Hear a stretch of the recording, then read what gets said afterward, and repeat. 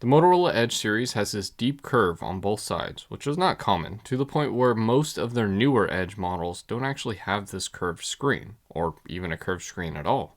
But this phone, the Motorola Edge Plus, is from 2020, but it's no longer 2020. So let's figure out if this phone is worth buying in 2023.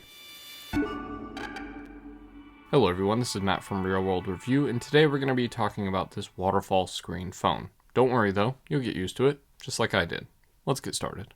Of course, the screen is a highlight of the phone, and surprisingly not as gimmicky as most curved screen phones. This OLED screen is pretty tall at 6.7 inches, but kind of just works. It's smooth at 90 Hz and pretty clear at 1080p, both that help with that repair cost if you do end up breaking it. As for viewing content, not as bad as you would think. Honestly, it's kind of a treat whether you're watching videos or playing games. The hole punch for the front camera is unfortunately here, but it doesn't really get in the way that much. At 500 nits, the screen is plenty bright for me, but may leave some people wanting more. The using of the edges is kind of weird though, like using the swipe gestures, but you will get used to it and will probably be impressed at how well it actually rejects touches that happen on the side. There is also an option to choose what apps you want to resize so they use less of the edges, but it looks cool with the app extended and also doesn't really change anything on some of those apps. There's a little bar that you can trigger as well and lets you set up some apps or toggles. It is pretty cool, but kind of takes some time to get used to.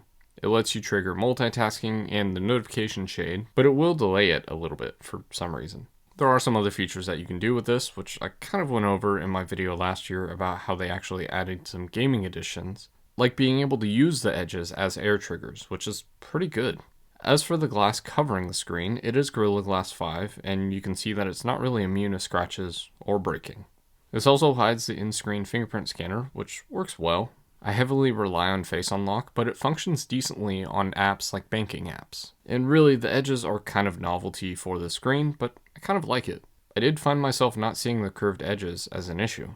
Sure, it allows for more glass around the edges of the phone, but if you take care of your phone, or even put it in a case, the only thing that you need to worry about is scratches.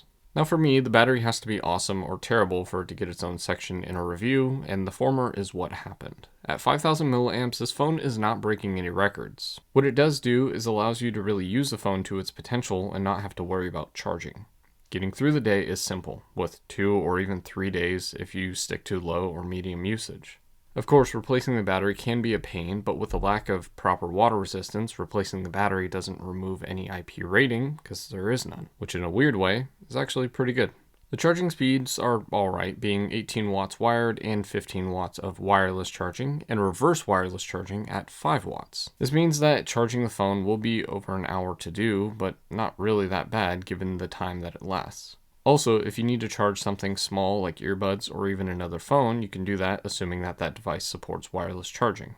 Generally, Motorola does a pretty decent job when it comes to battery life, so this shouldn't really come as a surprise. What is surprising is how well that the battery life is after this phone launched almost 3 years ago. This is a flagship phone, and the $1,000 launch price reminds you of that. Of course, you can find this phone for about $200 used, but that is actually a slight premium over the Samsung S20 Plus, which would be a similar phone to this one. Compare this to the Z Fold 2, and the Edge Plus feels like a steal. What you do get is a Snapdragon 865 chip with 12GB of RAM and 256GB of UFS 3.0 storage. By no means is this phone slow at anything other than software updates. I actually don't think this phone received an update since the last video that I did on this phone, and I doubt it will receive any future updates. It's disappointing to me, but it looks like we're going to be stuck on Android 12. I would love to see Android 13 arrive, but even with 12, it's not really that bad, but maybe in the next year or so, it will be an issue. Going back to the performance, I see no issues at all. Pair that with the screen, and the phone is smooth and reliable for pretty much every app, including some heavy gaming. While the 256GB of storage is not expandable, the dual speakers, which sound pretty good, are expandable. This phone has a headset jack. That's what I mean by expandable. This is an 865 chip, meaning that we do get 5G on this phone, as well as ultra-wideband support and Wi-Fi 6. Moving outside the phone, we have this thin metal frame that goes all around the phone. The top is where you get the headset jack, while the left side has nothing at all, and the right side is where you get the super small power and volume buttons. I like the texture on the power button. The bottom is where you get the SIM card tray, microphone, loudspeaker, and USB-C 3.1 port. Then on the back, we get this Gorilla Glass 5 slab with 2 microphone holes as well as the camera set. Here we get some nice cameras with some questionable processing and video. The main sensor is a 108 megapixel camera that bends down to 27 megapixels and is optically stabilized. These shots are good, but not perfect. But the video is what confuses me. You can shoot up to 6K video, all at 30 frames per second for some reason, with the exception of 1080p at 60 frames per second. You do get different ratios, which is pretty cool, and you can also do 4K at 60 frames per second only with a third-party app, but it just loses all the quality for some reason. If you want a zooming sensor, we get a 3x telephoto sensor that is optically stabilized and actually looks pretty good. Not as good as the main because it's simply an 8 megapixel sensor, but still respectable. The last rear sensor is a 16 megapixel ultra-wide that is focusable and produces some pretty easy but kind of dark macro shots. All of these are good sensors, but it's hard to say that this beats a Samsung or Apple phone in its class. Then this little thing is a time of flight sensor, which kind of looks like a laser autofocusing unit. Either way, it helps with focusing on portraits and video, and I would say that it does a decent job at that. Lastly, we can talk about the front camera, which is a fixed focus 25 megapixel sensor that outputs 25 or 6 megapixel shots. Either way, it doesn't really look that good, and video is 1080p at 30 frames per second, so useless. Overall, I enjoy using the camera set, but it's not award-winning. Lastly, there are some Motorola things like the gesture setup, but also the ambient display, which you can activate when the phone senses movement or something passing over the screen like a hand. It's pretty cool, but I would eventually like to see Motorola do an always-on display.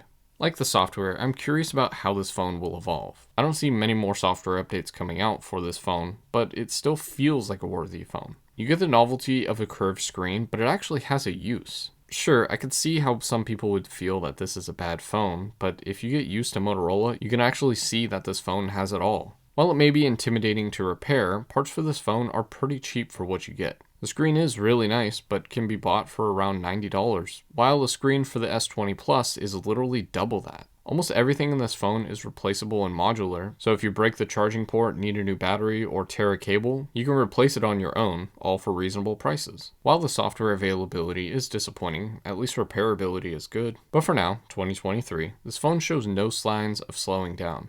I don't see this phone being outdated anytime soon, and by then you're probably going to get the newest version of this phone if it does slow down. However, I don't really see Motorola wanting to bring back this waterfall screen. I honestly don't know why I like this phone so much. Maybe it's the design, the idea of the phone, or just the fact that it's a Motorola phone. But I can't help but give this phone a glowing review. With that said, software availability and the cameras are really the only issues that I have with this phone. I mean, it does have a headset jack and a cool but actually useful screen. No major pointless gimmicks here. The peak display is nice too and allows you to see stuff or even respond to stuff without even leaving the ambient display. This isn't a phone for everyone, but it might just be the one for you. And that curve is crazy because the screen to body ratio is 96%, while the iPhone 13 Pro is like 87%. And that's my review of the Motorola Edge Plus 2020, the Waterfall phone. But what do you think? Is Motorola overrated? Let me know what you think, and as always, thanks for watching.